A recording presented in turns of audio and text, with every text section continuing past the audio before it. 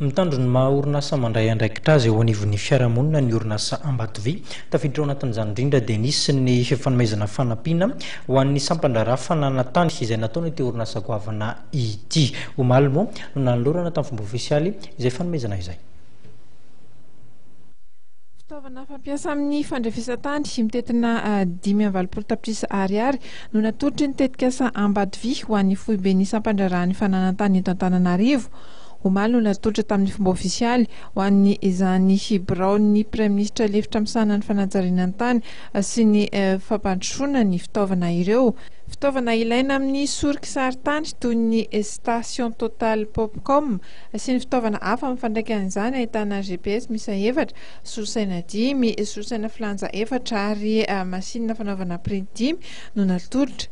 Ahafahana manafaingana ny fikarakarana ny antota-taratasy ny mponina sy manatsara ny asa ataon'ny sampandraraha moa ireto fitaovana ireto.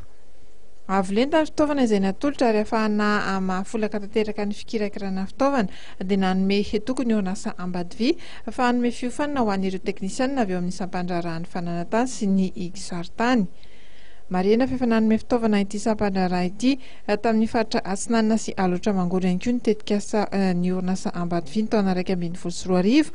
Fitaovana ilaina amin'ny fandrefesantany sy ampiasaina amin'ny fidinana ifotony mitetina hatrany amin'ny $7,400 any ho any na $750 tapitrisa ariary moa no natolotra tamin'izay. Sosialin'ny mponina kosa tsikaritra amin'izao fotoana izao fa mitombo ny tany herisetra mianjady amin'ny vehivavy androany moa nankalazana izay andro iraisam-pirenena ho an'ny ady atao amin'ny herisetra mianjady amin'ny vehivavy izay tao amin'ny antotom-boda tao no nanatanteraka ny hetsika ny ANMCR.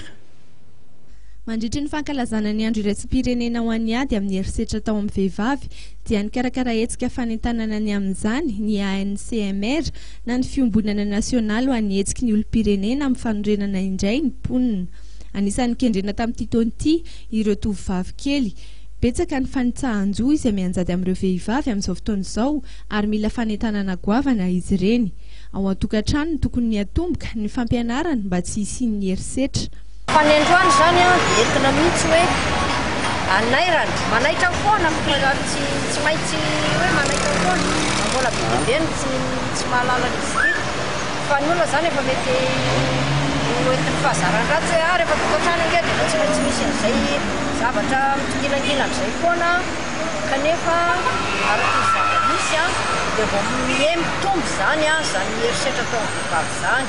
Herisetra ara-batana le izy indrindra tena tsy tamposaina fa manomboka any amin'ny fandrahonana dia mandeha any amin'ny vonsiratra ninina ny sanatria ny tena vony mahafaty ninina fa rendraiky koa zany rehefa tezitra dia mandeha tsina le fetsika dia lasa vonsiratra tsy ninina indray izy amin'izay fotoana izay lasa famonoana tsy ninina indray izy amin'izay fotoana izay.